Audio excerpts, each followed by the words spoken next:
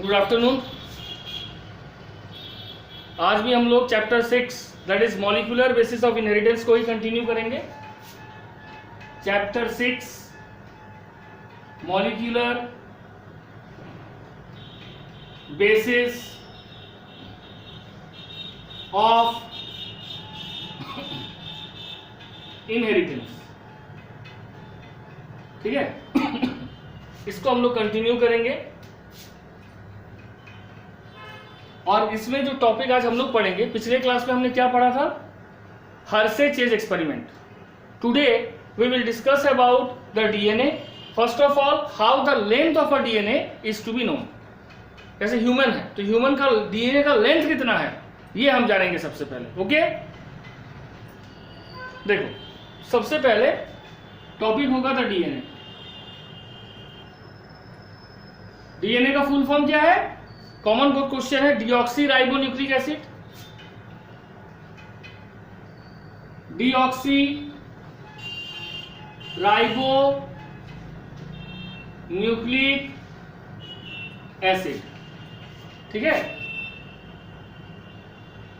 ये हो गया। अब आ जाओ, DNA act as a genetic material in most of the organism. This fact was already established by Hershey and Chase. DNA acts as a genetic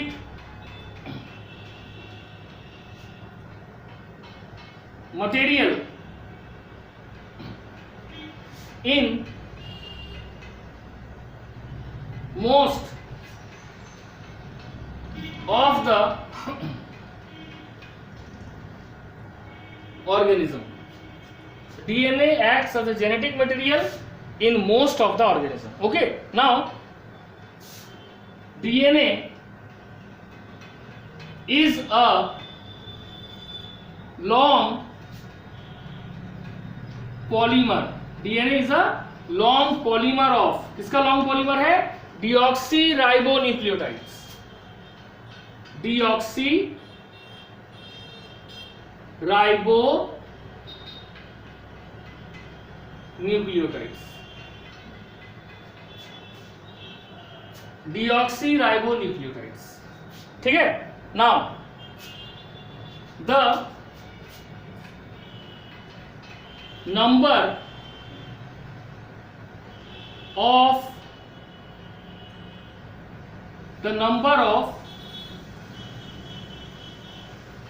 nucleotides, the number of nucleotides or base pair, the number of nucleotides or base pair present in, the number of nucleotides or base pair present in the DNA, the number of nucleotide or base pair present in the DNA determines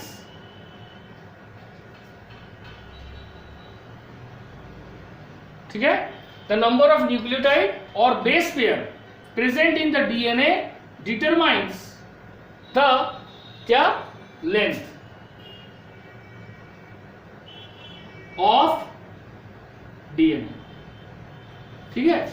एक DNA में कितना nucleotide है या कितना base pair है ये इस बात को निश्चित करता है कि लेंथ ऑफ द डीएनए क्या होगा, ठीक है।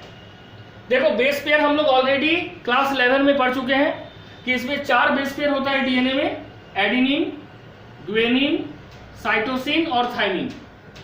ए जी के साथ पेयर करता है डबल बॉन्ड के साथ, और सी टी के साथ पेयर करता है डबल बॉन्ड, और ए जी के साथ ट्रिपल बॉन्ड, ठीक है। तो ATGC है ना, याद है कुछ कि भूल गई? AT, अब समझ आया? हर चीज में हाँ मत बोलो। ATGC, AT के साथ डबल, GC के साथ ट्रिपल। कौन दिया था ये रूल? बायोमोलिक्यूल्स याद है? चार्गप्स रूल। चार्गप्स रूल नहीं दिया था? कि amount of purine is equal to amount of pyrimidine and adenine pair with thymine by double bond, guanine pair with cytosine by triple bond. Clear? कुछ याद आया?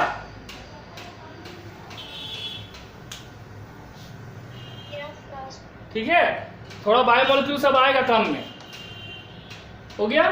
तो यही हो गया बेस पेयरिंग। ठीक है, जैसे बोला गया है कि जो लेंथ है ये हर एक ऑर्गेनिज्म का कैरेक्टरिस्टिक्स भी है। ठीक है, कैसे देखो, the length is also the characteristics of an organism. Length of DNA हर एक ऑर्गेनिज्म का एक अपना कैरेक्टरिस्टिक्स भी है।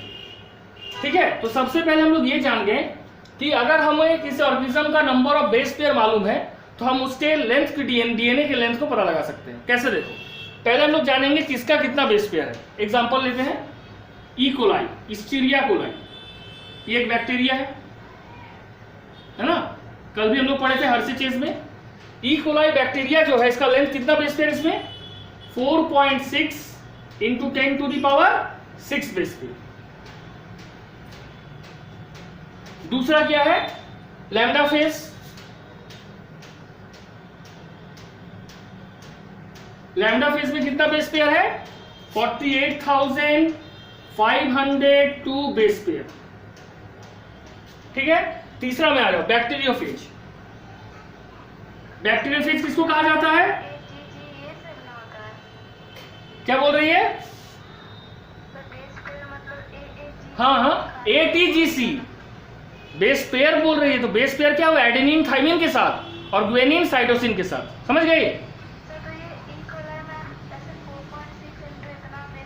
ये टोटल बेस पेयर है, नंबर ऑफ बेस पेयर बोल रहे हैं। जैसे ह्यूमन में कितना, अगर हैप्लॉइड सेट में देखोगे तो ह्यूमन में कितना है, 3.3 into 10 to the power 9 base pair, और डबल करोगे डाइप्लॉइड में तो 6.6 into 10 to the power 9 base pair हो जाएगा। ये बेस पेयर है। अब जब तक तुम बेस पेयर नहीं जानोगे डीएनए के लेंथ को नहीं निकाल सकते हो। समझ गए? हम दिखा रहे हैं कैसे।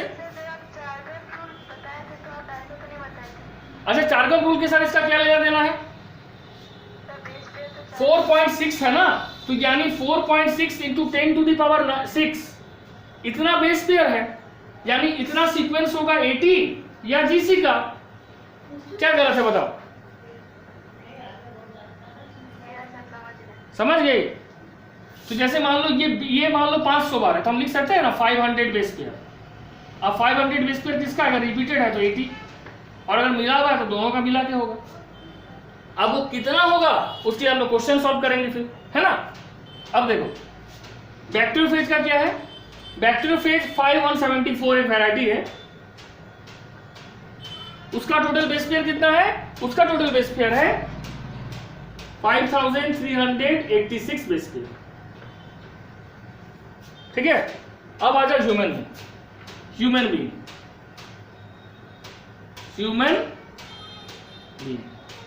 ह्यूमन बीइंग में कितना है, 3.3 into 10 to the power 9 base pair. ये बेस पेयर कितने में है, हैप्लॉइड नंबर, हैप्लॉइड जिसको हम लोग लिखते हैं एन से, हैप्लॉइड नंबर। ठीक है, अब देखो इस ह्यूमन बीइंग में जो बेस पेयर है इसके आधार पर हम ये जानेंगे कि ह्यूमन के डीएनए का लेंथ कितना है। ठीक है, देखो क्वेश्चन एनसीईआरटी में है, सीबीएसई में आया हुआ भी है, क्या है समझ लो। क्या क्वेश्चन है, what is the length of human DNA. ठीक है, ये हो गया क्वेश्चन। अब इसका आंसर क्या होगा, तो आंसर में सबसे पहले हम लोग निकालेंगे कि एक डीएनए में टोटल बेस पेयर कितना है, 3.3 into 10 to the power 9 base pair, और एक बेस पेयर से दूसरे बेस पेयर के बीच का दूरी है 0.34 एंगस्ट्रॉम। ये हम लोग 11 में पढ़े थे, याद करो, ऐसे पढ़े थे। जैसे ये डीएनए है, तो 1 complete turn off the helix कितना है 34 एंगस्ट्रॉम, और एक complete turn off the helix में कितना बेस पेयर है 10।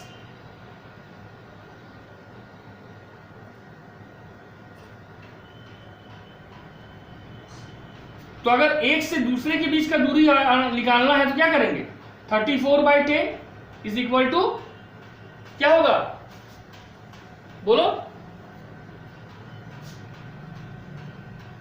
क्या होगा, बोलो 3.4 एंगस्ट्रॉम। और अगर उसको नैनोमीटर में कन्वर्ट करना है तो कितना करेंगे, 0.34 नैनोमीटर। ठीक है, अब हम लोग क्या लिखेंगे, एक कंप्लीट 1 कंप्लीट टर्न में 10 बेस पेयर होता है, तो एक से दूसरे बेस पेयर के बीच का दूरी 3.4 एंगस्ट्रॉम। अब इसको जब नैनोमीटर में कन्वर्ट किए 0.34 नैनोमीटर। अब इसको मीटर में कन्वर्ट करना है तो क्या लिखेंगे, डिस्टेंस बिटवीन, ठीक है, 2 एडजेसेंट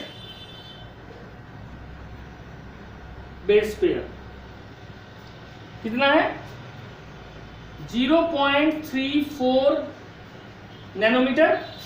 अब इसको जब हम मीटर में कन्वर्ट करेंगे तो ये हो जाएगा 0.34 इंटू 10⁻⁻⁹ मीटर। अब total number of base pair in DNA helix, in DNA helix in a typical mammalian cell, mammalian या ह्यूमन सेल में total number of base pair कितना है, हैप्लॉइड कितना था 3.3, इसका डबल कर दो 6.6 इंटू 10⁻⁹ बेस पेयर, ये हो गया total number of base pair. ये क्या है, ये डाइप्लॉइड नंबर है, और ये क्या नंबर था, हैप्लॉइड नंबर था, क्योंकि हमको टोटल निकालना है। अब therefore length of the DNA double helix, length of the DNA double helix क्या होगा 6.6 इंटू 10⁻⁹, ये अब ये लो, इंटू 0.34 इंटू 10⁻⁹ मीटर। जब इसको जोड़ा गया तो अप्रॉक्स कितना आंसर आया 2.2 मीटर अप्रॉक्स, यानी 2.2 मीटर के बराबर है। अब तुम खुद सोचो, एक न्यूक्लियस का डायमीटर है कितना 10⁻⁻⁶ मीटर, 10⁻⁻⁶ मीटर, और हमारे डीएनए का साइज कितना है 2.2 मीटर। तो ये कैसे संभव है कि इतना बड़ा डीएनए इतने छोटे न्यूक्लियस के अंदर में समा गया। How the longer DNA is organized inside a small nucleus, यानी इससे क्लियर हो रहा है कि डीएनए हमारे जो न्यूक्लियस के अंदर पाया जाता है सेल में, उसमें कुछ स्पेशल अरेंजमेंट होगा, and that arrangement is called what, that arrangement is called nucleosome model. तो हमारे नेक्स्ट हमको पढ़ना है पैकेजिंग ऑफ डीएनए। अब बताओ यहां तक समझने में कोई किसी को दिक्कत है? सर लैम्डा फेज क्या आता है? लैम्डा फेज, ये सब तुम्हारा फेज का मतलब क्या होता है, वायरस। फेज होता है bacteria, sorry virus, okay. Sir ये कहाँ पाया जाता है? पाया जाएगा एटमॉस्फेयर में पाया जाएगा, ठीक है। जब हम लोग बायोटेक्नोलॉजी पढ़ेंगे तो सबसे पहले सीवियन वायरस 40 को ई कोलाई सेल में इंट्रोड्यूस किया गया था by the help of lambda phage, Paul Berg के द्वारा, और इसलिए पॉलबर्ग को फादर ऑफ जेनेटिक इंजीनियरिंग कहा जाता है। लैम्डा फेज क्या है, बैक्टीरिया है, सॉरी वायरस है। कल पढ़ाया था बैक्टीरियोफेज किसको कहा जाता है? वायरस के वैसे ग्रुप को बैक्टीरियोफेज कहा जाता है जो बैक्टीरिया को इन्फेक्ट कर सकता है। उसी तरह से लैम्डा फेज भी एक तरह का वायरस पार्टिकल्स है, ठीक है। Yes sir. और किसी को? सिमरन, श्रुति, अंशिता, पूजा, अमृता, अमृता, यस सर। ठीक है। पुष्पा जी पूछना है? देखो अब हम लोग पढ़ेंगे पैकेजिंग ऑफ डीएनए। ये तो क्लियर हो गया कि न्यूक्लियस का साइज, दैट का डायमीटर कितना है 10⁻6 मीटर और डीएनए का साइज कितना है 2.2 मीटर। तो इतना बड़ा डीएनए इतने छोटे न्यूक्लियस में कैसे है? That means there is some packaging. तो हमारा नेक्स्ट टॉपिक होगा पैकेजिंग ऑफ डीएनए। ये जितना भी करा रहे सब क्वेश्चन आया हुआ सीबीएसई में, क्या झारखंड बोर्ड में, याद रखना। या एसएससी बोर्ड, सिलेबस तो कॉमन है, सबके एनसीईआरटी ही पढ़ना है।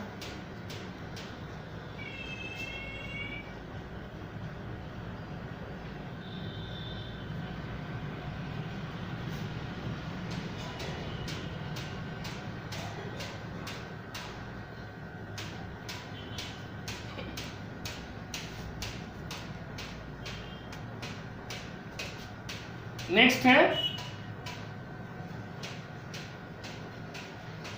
Packaging of DNA.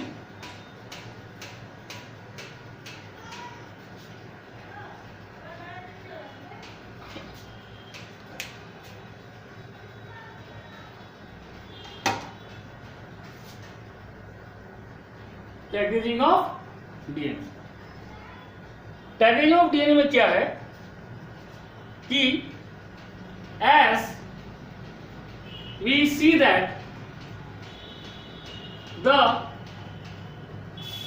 length of the DNA is far greater than the dimension of the nucleus, then the dimension of a typical nucleus, then the dimension of a typical nucleus which is approx कितना 10⁻, बार बार बोल रहे हैं, 6 metre इन diameter, ठीक है। जो dimension है किसका, एक टिपिकल न्यूक्लियस का, वो कितना है अप्रॉक्स 10⁻6 मीटर इन डायमीटर, ठीक है। Therefore there must be some special arrangement. तो ये निश्चित है कि there must be some special arrangement to accommodate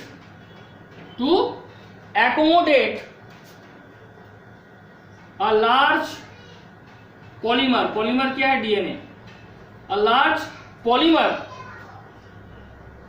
in a cell of both prokaryotes and eukaryotes. जो हम बात बता चुके हैं, फिर सुन लो। इससे क्लियर हो गया कि डीएनए का साइज है 2.2 मीटर, जो कि बहुत ही ज्यादा है न्यूक्लियस के डायमेंशन के अनुसार। न्यूक्लियस का डायमीटर कितना है, ओनली 10⁻6 मीटर।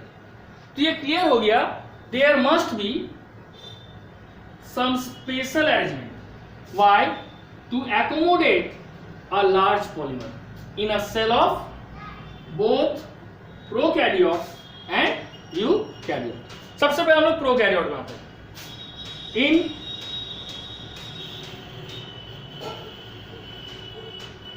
प्रोकैरियोट्स प्रोकैरियोट्स में क्या होगा समझो। प्रोकैरियोट्स में कहा गया in prokaryotes such as E coli. E coli क्या है? बैक्टीरिया है। ये जेनस इस्चीरिया, ये कोलाई। ई कोलाई क्या होगा? प्रोकैरियोट में क्या होता है? A well defined nucleus is absent. एक well defined nucleus completely absent है। कहां पे? प्रोकैरियोट में। तो क्या होगा फिर? सो डीएनए, डीएनए क्या? जेनेटिक मटेरियल जो क्या कैरी करता है? Carrying negative charge. Carrying negative charge is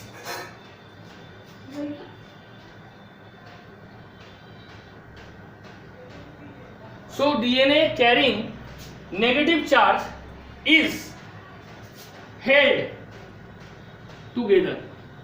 तो किसके साथ जुड़ा हुआ है? held together with some protein। कुछ प्रोटीन के साथ जुड़ा हुआ है। और नेचुरल बात है वो प्रोटीन के साथ इसलिए जुड़ा हुआ है क्योंकि प्रोटीन का चार्ज पॉजिटिव है। दैट सर हिस्टोन प्रोटीन के साथ जुड़ा। हाँ, हिस्टोन प्रोटीन जैसा ही, लेकिन ये हिस्टोन प्रोटीन नहीं, याद रखना। दैट है पॉजिटिव चार्ज। कहां पे? इन अ रीजन। उस रीजन का नाम क्या है? Known as nucleoid. In a region known as, no पढ़े थे ना चैप्टर 2 में, in a region called nucleoid. ठीक है। अब द डीएनए, ठीक है, द डीएनए इन न्यूक्लियोइड, जो डीएनए है न्यूक्लियोइड में, is organised. The DNA in nucleoid is organised. The DNA in nucleoid is organized in large loops. The DNA in nucleoid is organized in large loops held by protein.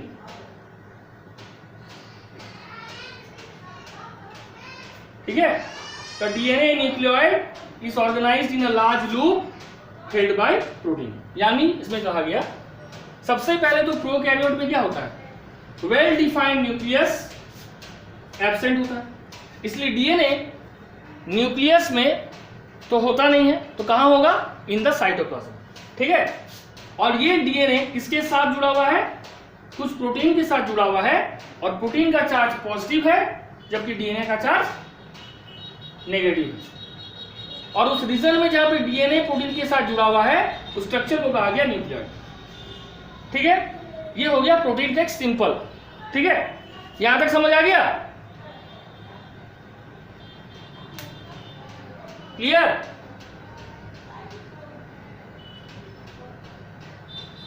Elina, Pushpa समझ आया? पूजा, श्रुति,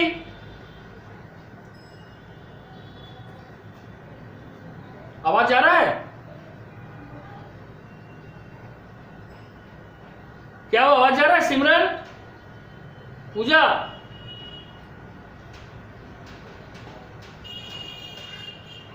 ठीक है। अब देखो, clear है sound? अब आ जाओ प्रोकैरियोट के बाद यूकैरियोट में। कुछ पूछना है इसमें? पूछ लो।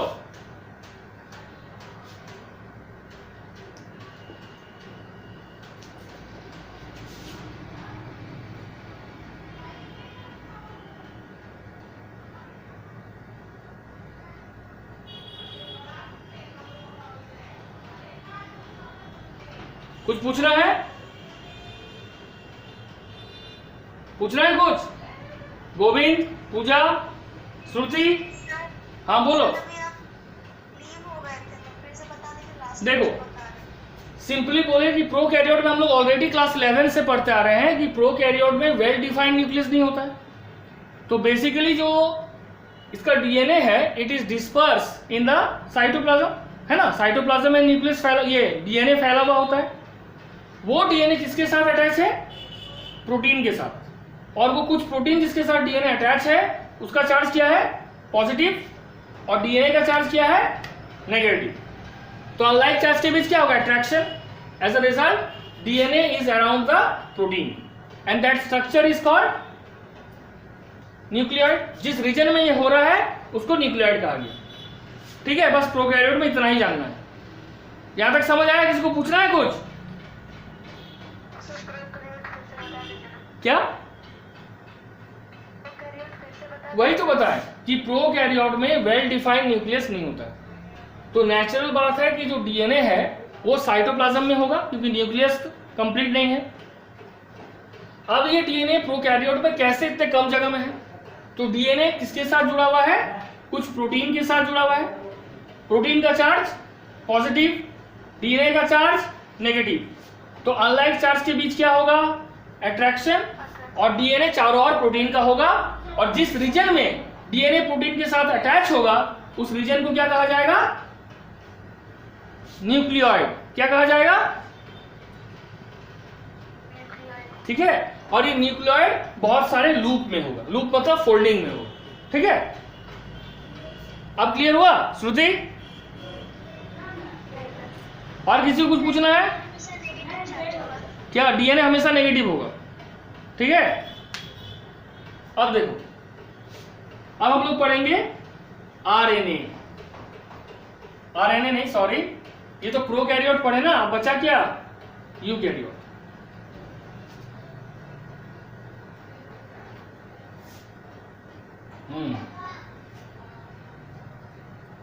पैकेजिंग ऑफ डीएनए इन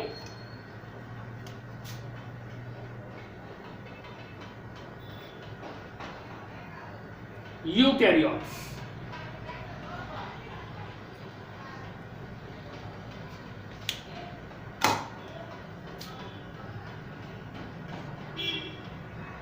ठीक है, इसमें क्या करेंगे?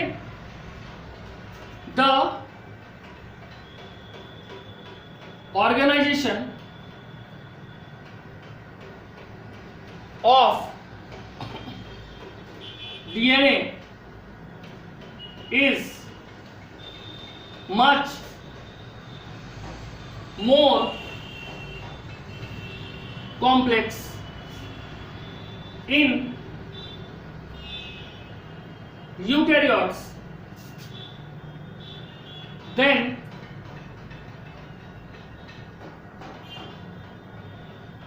prokaryotes। ठीक है, इसमें क्या होगा? डिपेंडिंग अपॉन द क्या? abundance of amino acid residue, abundance of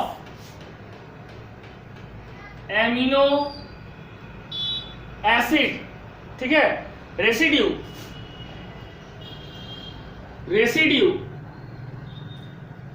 with charged side chain, amino acid residue with charged side chain, a protein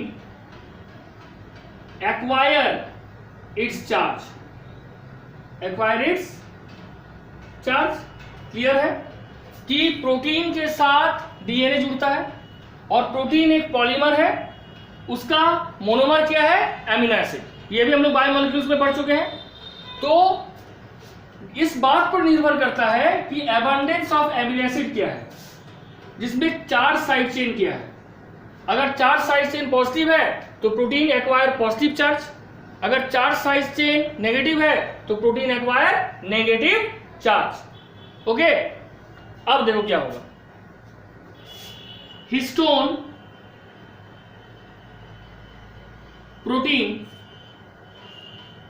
जो कि तुम्हारा बेसिकली यूकैरियोट में पाया जाता है, are the proteins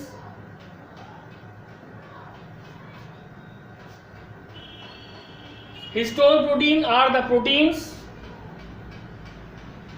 that are rich in basic amino acid. Histone protein जो eukaryotes में पाया जाता है वो किस में रिच है? बेसिक एमिनो एसिड में. ठीक है, वो बेसिक एमिनो एसिड क्या है? लाइसिन एंड आर्जिनिन, जिसमें पॉजिटिव चार्ज साइड चेन है. ठीक है, आर्जिनिन विच कैरी क्या carry? Positive charges, positive charges on their side chain, which carry positive charges on their side chain. So histones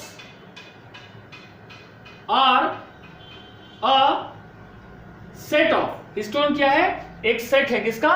positively charge protein का. Set of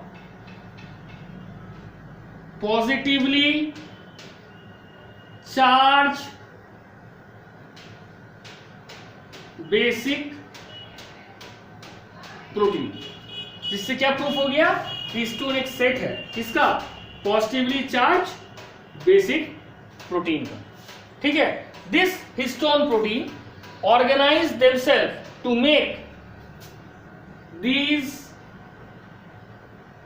histone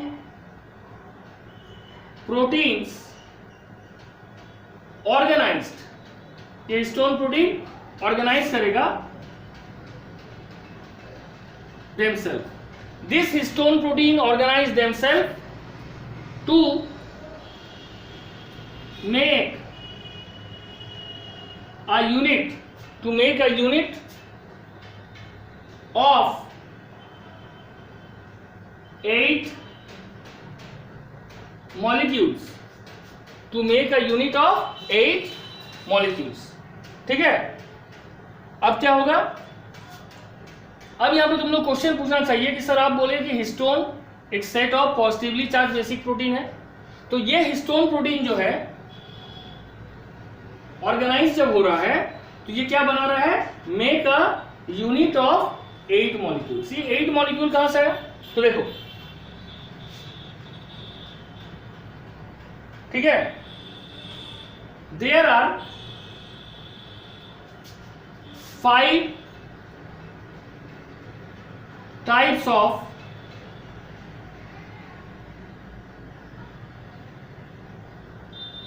histone protein. There are 5 types of histone protein. क्या क्या?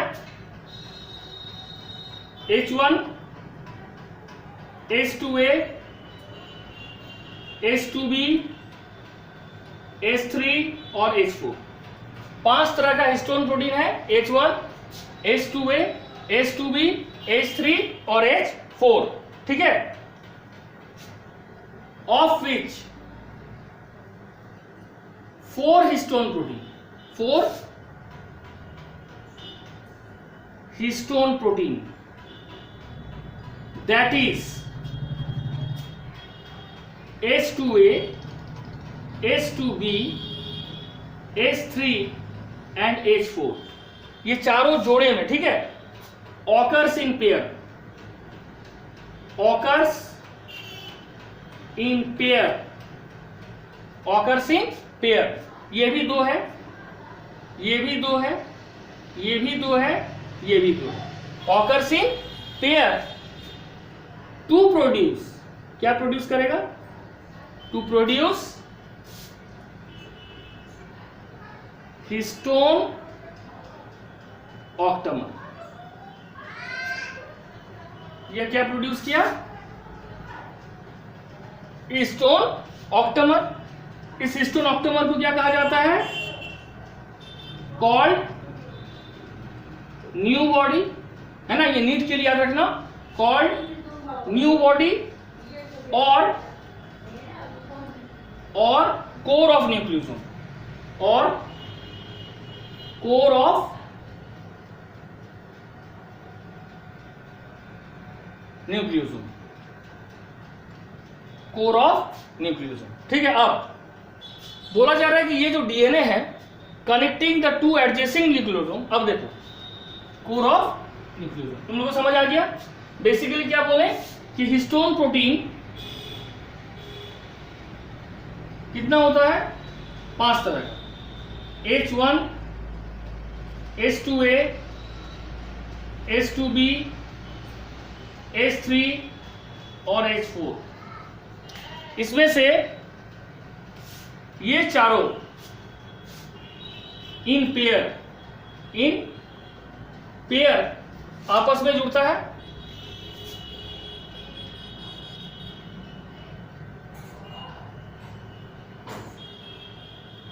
ठीक है, H2A, H2B, H3 और H4, और सभी किसमें है? पेयर में।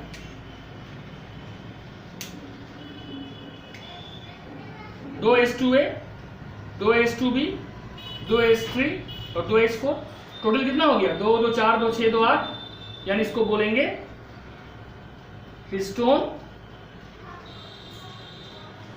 ऑक्टेमर। ठीक है, और इसके बाद the negatively charge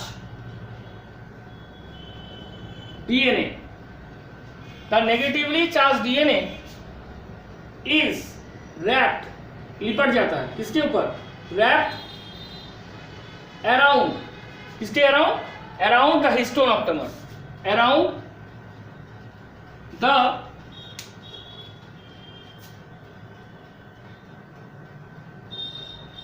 histone octamer. ठीक है, histone octamer which is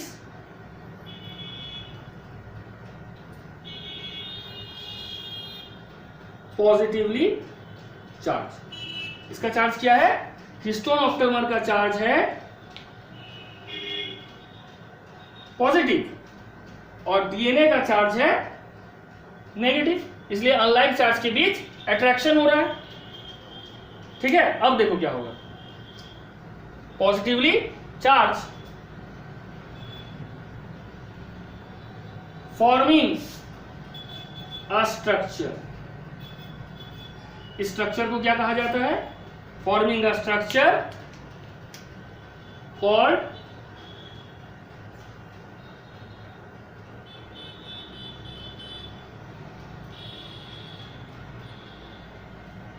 nucleosome, forming a structure called nucleosome. अब डीएनए इसके चारों ओर रैप करेगा,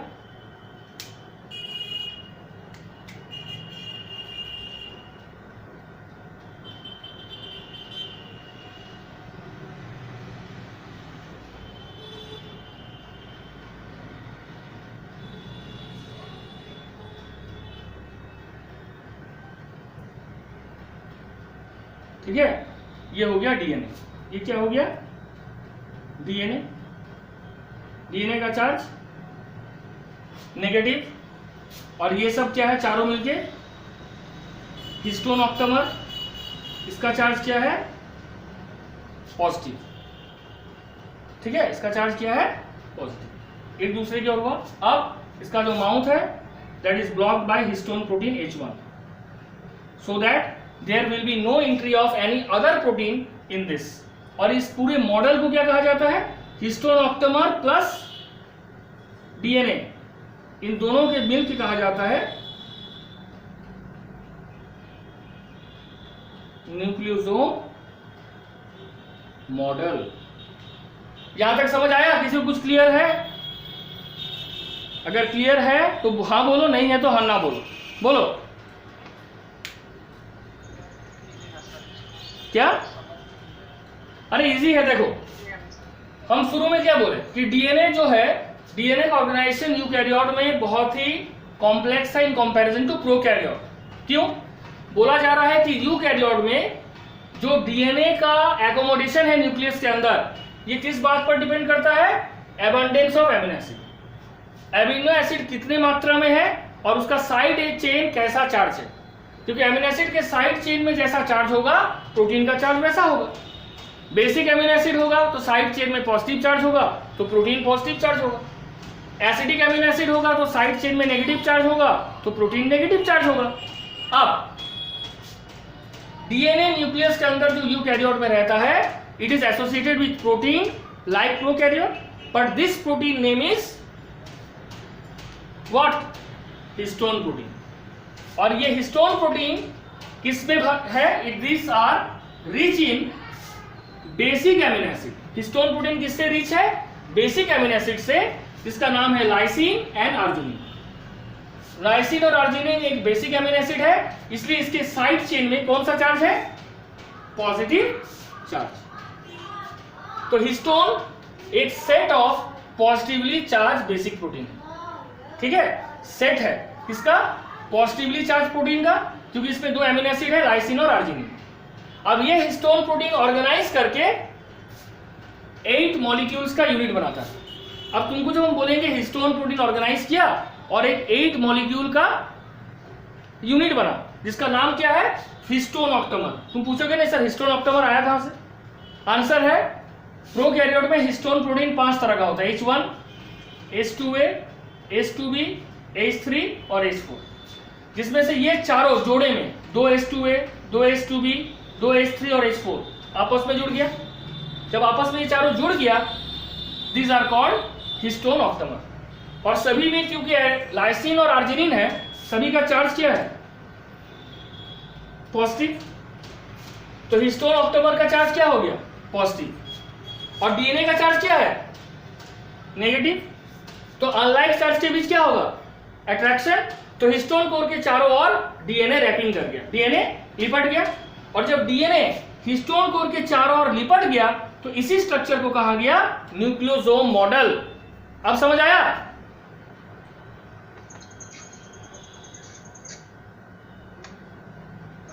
किसी को कुछ पूछना है? बोलो। सर बेसिक प्रोटीन में सिर्फ हिस्टोन प्रोटीन ही आता है। अरे भाई बेसिक प्रोटीन, देखो प्रोटीन बेसिक कैसे हुआ? तुम एमिनो एसिड पूछो ना, हम तुमको अभी क्या बोले कि प्रोटीन हिस्टोन भी हो सकता है और लाइसिन और अर्जिनिन है। हिस्टोन प्रोटीन एक ऐसा प्रोटीन है जिसमें लाइसिन और अर्जिनिन नाम के एमिनो एसिड का मात्रा ज्यादा है, और लाइसिन और अर्जिनिन क्योंकि बेसिक है और इसमें पॉजिटिव चार्ज है, इसलिए हिस्टोन प्रोटीन भी पॉजिटिव चार्ज है। कोई भी प्रोटीन किस चार्ज का होगा यह डिपेंड करता है वो कैसे एमिनो एसिड से बना हुआ है। अगर कोई भी प्रोटीन बेसिक एमिनो एसिड से बना हुआ है तो पॉजिटिव चार्ज होगा, और कोई भी प्रोटीन अगर तुम्हारा एसिडिक एमिनो एसिड से बना हुआ है तो वो क्या होगा? Negative charge. समझ आया? Yes sir.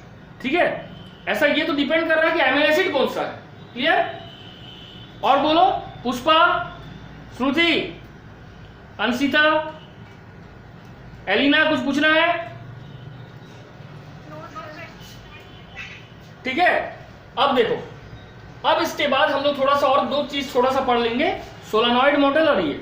ठीक है, इसमें जहां जहां क्वेश्चन आ सकता है सब डिटेल में पढ़ेंगे।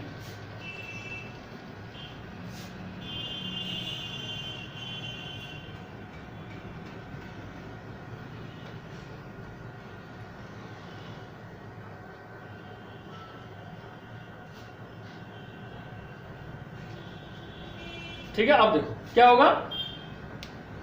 1 nucleosome contain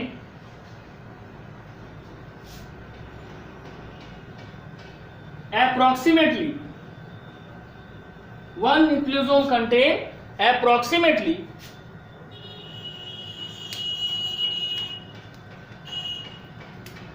200 base pair of DNA। एक न्यूक्लियोसोम बनाने में जो डीएनए उसके चारों ओर घूमेगा, उस एक डीएनए में कितना होगा? 200 बेस पेयर होगा अप्रॉक्स। ठीक है, अब DNA helix. Next, nucleosome are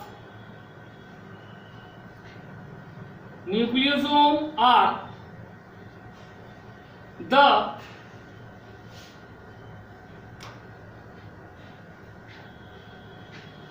repeating units of chromatin. Repeating units of chromatin, which are thread like. Chromatin कैसा होता है? हम ऑलरेडी पढ़ चुके हैं, ये थ्रेड लाइक धागे जैसा होता है। Which are thread like stained bodies, colored bodies, stained bodies कहां पे पाया जाता है? यूकैरियोट है ना, प्रेजेंट इन द न्यूक्लियस। ठीक है, तो बोला गया कि एक न्यूक्लियस में अप्रॉक्स 200 बेस पेयर होता है डीएनए हेलिक्स का, और न्यूक्लियोसोम क्या है? रिपीटिंग यूनिट्स है क्रोमाटिन का, जो कि थ्रेड लाइक होता है क्रोमाटिन। ठीक है, जो कि न्यूक्लियस के अंदर प्रेजेंट होता है। अब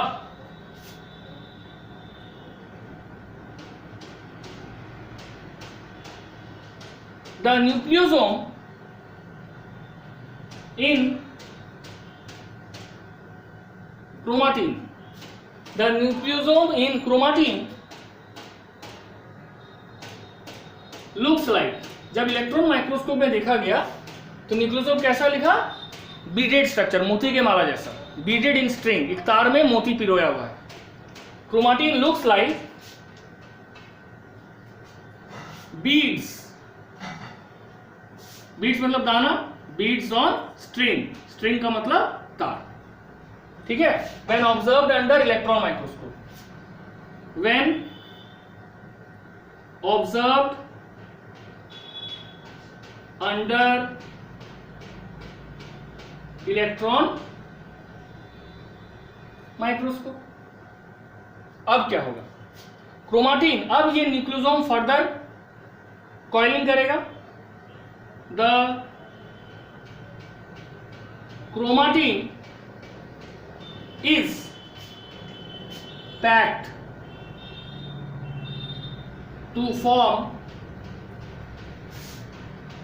solenoid, to form a solenoid structure.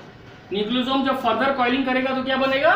सोलानॉइड structure, जिसका डायमीटर होगा 30 nanometre, of 30 nanometre diameter, 30 nanometre diameter. अब जब ये सोलानॉइड फर्दर कॉइलिंग करेगा तो ये लूप स्ट्रक्चर बनाएगा, जिसको बोलते हैं chromatin fibre. And further supercoiling, further supercoiling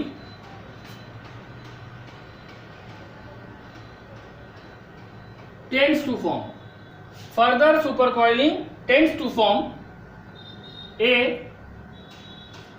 looped structure, further supercoiling tends to form a looped structure called, इसको क्या बोलेंगे? Chromatin fibre, called chromatin fibre. And then उसको क्या बोलेंगे? क्रोमाटिड। ठीक है, अब दिस फर्दर, ये क्रोमाटिन फर्दर कॉन्डेंस करेगा, और जब ये क्रोमाटिन फर्दर कॉन्डेंस करेगा specially during the metaphase stage, चाहे वो मियोसिस हो या माइटोसिस हो, तो ये बनाएगा chromosome. This further coils and condensed. These further coils and condensed at कौन से स्टेज में?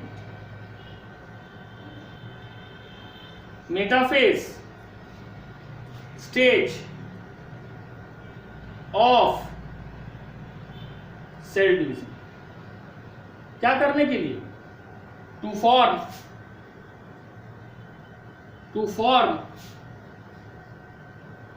The chromosome, to form the chromosome. ठीक है, तो देखो फिर से बता रहे हैं, समझ आ रहा है तुम लोगों ना? ध्यान से सुनो। यहां पे न्यूक्लियोसोम हो गया। ये nucleosome approximately 200 base pair of DNA को कंटेन करता है। ये जो डीएनए का पार्ट जो न्यूक्लियोसोम के चारों ओर है, इस पूरे डीएनए में कितना बेस पेयर है? About 200 base pair. ठीक है, जब इसको इलेक्ट्रॉन माइक्रोस्कोप में देखा गया तो कैसा दिखा? बीड्स ऑन स्ट्रिंग, तार में जैसे मोती पिरोया हुआ है। ठीक है, अब ये क्रोमाटिन फिर पैक्ड होगा, न्यूक्लियोसोम फिर पैक्ड होगा, तो क्या बनेगा? सोलेनॉइड स्ट्रक्चर, जिसका डायमीटर कितना है? 30 नैनोमीटर। अब जब ये सोलेनॉइड स्ट्रक्चर, पहले न्यूक्लियोसोम बना फिर सोलेनॉइड बना, वो फिर से फर्दर कॉइलिंग किया, तो क्या बनाया? फॉर्म एक लूप स्ट्रक्चर, फर्दर कॉइलिंग से एक लूप, इस तरह का लूप स्ट्रक्चर बना, उसको बोला गया क्रोमाटिन फाइबर। और क्रोमाटिन फाइबर के आर्म को कहा गया, फिर उसके बाद बना क्रोमाटिन। ठीक है, बोला गया ये क्रोमाटिन बेसिकली कब दिखता है? जब सेल मेटाफेज स्टेज में एंट्री करता है, क्योंकि मेटाफेज स्टेज में क्या बनता है? क्रोमोसोम। और हम लोग पहले पढ़ चुके हैं कि क्रोमोसोम के दोनों आर्म को कहा जाता है क्रोमाटिड, और इस सेंटर को कहा जाता है सेंट्रोमेयर। समझ आया? बोलो हाँ या ना। सर मतलब क्रोमाटिन में 200 बेस पेयर पाया जाता है। तुम अभी भी नहीं समझे। क्रोमाटिन में हम कहाँ बोल रहे हैं? हम बोल रहे हैं कि पहले क्रोमाटिन का जो पार्ट, ठीक है, डीएनए जो है किसके ओर किया? हिस्टोन कोर के और चारों ओर लिपटा। तो डीएनए का जितना पार्ट हिस्टोन कोर के चारों ओर लिपटा हुआ है, उस डीएनए में कितना बेस पेयर है? 200 बेस पेयर। यानी डीएनए क्रोमोसोम क्रोमाटिन में पाया जाता है, और डीएनए का जो भाग हिस्टोन प्रोटीन के चारों ओर लिपटा, उस मॉडल को कहा गया न्यूक्लियोसोम। अब वो न्यूक्लियोसोम बनने के बाद क्रोमाटिन का वो पार्ट जिसमें डीएनए है, वो फिर से दोबारा कॉइलिंग किया। दोबारा कॉइलिंग किया तो क्या बना? देखो, पहले बना न्यूक्लियोसोम, न्यूक्लियोसोम से बना क्या? सोलेनॉइड। सोलेनॉइड का फिर फर्दर सुपर कॉइलिंग हुआ तो बना क्रोमाटिन फाइबर। क्या बना? Chromatin fibre. और क्रोमाटिन फाइबर सेल डिवीजन के दौरान क्या बनाया? क्रोमोसोम। ये हो गया फाइनल स्ट्रक्चर। लेकिन क्रोमोसोम कब दिखेगा? अगर सेल डिवीजन में इंटर करेगा तो, खास करके मेटाफेज स्टेज। क्लियर? और किसी को कुछ? निशा, अंशिता, पुष्पा, पूजा, अमृता, एलिना?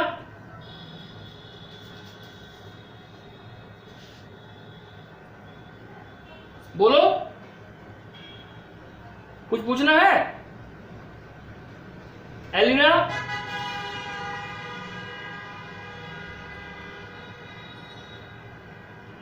हो गया?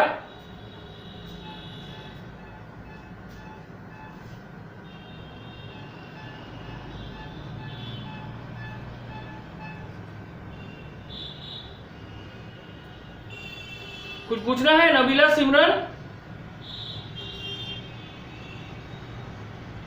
पूजा, आवाज आ रहा है मेरा? हाँ या ना बोलो।